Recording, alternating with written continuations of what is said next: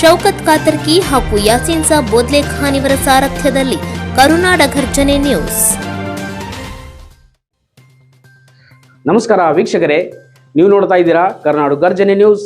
ನಾನು ನಿಮ್ಮ ಜೊತೆ ಸಂಪಾದಕ ಯಾಸೀನ್ ಸಾಬ್ ಬೋದ್ಲೆಖಾನ್.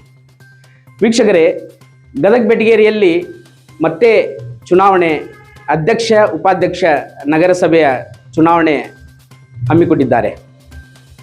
ಈಗ ದಿನಾಂಕ 3/3/2026 ಮಧ್ಯಾಹ್ನ 2 ಗಂಟೆಗೆ ನಗರಸಭೆಯ ಸದಸ್ಯರೊಂದಿಗೆ ಕೈ ಎತ್ತುವ ಮೂಲಕ ಚುನಾವಣೆಯನ್ನು ಹಮ್ಮಿಕೊಂಡಿದ್ದಾರೆ. ಈಗ ಚುನಾವಣೆ ಮುಗಿದು ಹಿನ್ನೆಲೆಯಲ್ಲಿ 2.5 ವರ್ಷದಿಂದ ಈಗ ಮತ್ತೆ ಚುನಾವಣೆಯಲ್ಲಿ ಅಧ್ಯಕ್ಷ ಉಪಾಧ್ಯಕ್ಷ ಆಯ್ದುಕೊಳ್ಳುತ್ತಾರೆ. ಈ ಚುನಾವಣೆಯಲ್ಲಿ ಯಾವುದೇ ಥರ ತೊಂದರೆ ಆಗಲಾರ್ದಾಗೆ ಚುನಾವಣೆ ಮುಗೀತಪ್ಪ ಅಂತಂದರೆ ಮತ್ತೆ ಅಧ್ಯಕ್ಷ ಉಪಾಧ್ಯಕ್ಷ ಆಯ್ಕೆ ಆದ ನಂತರ ಗದಗ ಅಭಿವೃದ್ಧಿ ಆಗುತ್ತೋ, ಗದಗ ಬೆಟಗೇರಿ ಅಭಿವೃದ್ಧಿ ಆಗುತ್ತೋ ಅನ್ನೋ ವಿಚಾರ ನಮ್ಮೆಲ್ಲ ಗದಗ ಬೆಟಗೇರಿ ಸಾರ್ವಜನಿಕರಲ್ಲಿ ಇದೆ.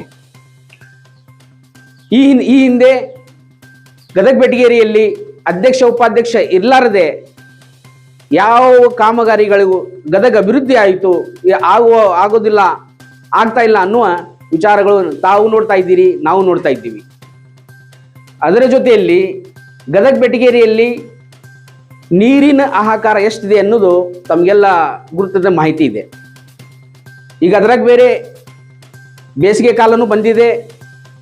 ಈಗ ಅಧ್ಯಕ್ಷ ಉಪಾಧ್ಯಕ್ಷ ಆಯ್ಕೆ ಯಾವ್ದ್ರಂತಂದ್ರೆ ಈ ನೀರಿನ ಸಲುವಾಗಿ ನಮ್ಮ ಗದಗ ಬೆಟಗೇರಿಯಲ್ಲಿ ನೀರಿನ ಹಾಹಾಕಾರ ಅದು ಹೇಗೆ ತಡೆಯಬೇಕು, ಅದಕ್ಕೆ ಹೇಗೆ ಅಭಿವೃದ್ಧಿ ಮಾಡಬೇಕು ಅನ್ನುವ ವಿಚಾರ ನಮಗೆ ಒಂದು ಪ್ರಶ್ನೆಯಾಗಿದೆ.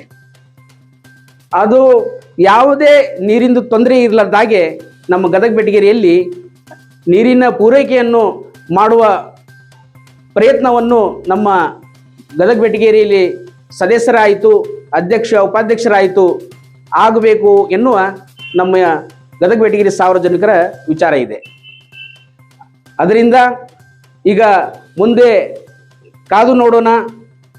ಗದಗ ಬೆಟಗೇರಿ ಅಧ್ಯಕ್ಷ ಉಪಾಧ್ಯಕ್ಷ ನಗರಸಭೆಯ ಸ್ಥಾನವನ್ನು ಚುನಾವಣೆಯೊಂದಿಗೆ ಸರ್ಕಾರದ ಪ್ರಕಟಣೆ ಪ್ರಕಾರ ನಡೀತಾ ಇದೆ. ಅದಕ್ಕೆಲ್ಲರೂ ಮುಂದೆ ಕಾದು ನೋಡೋಣ. ನಮಸ್ಕಾರ.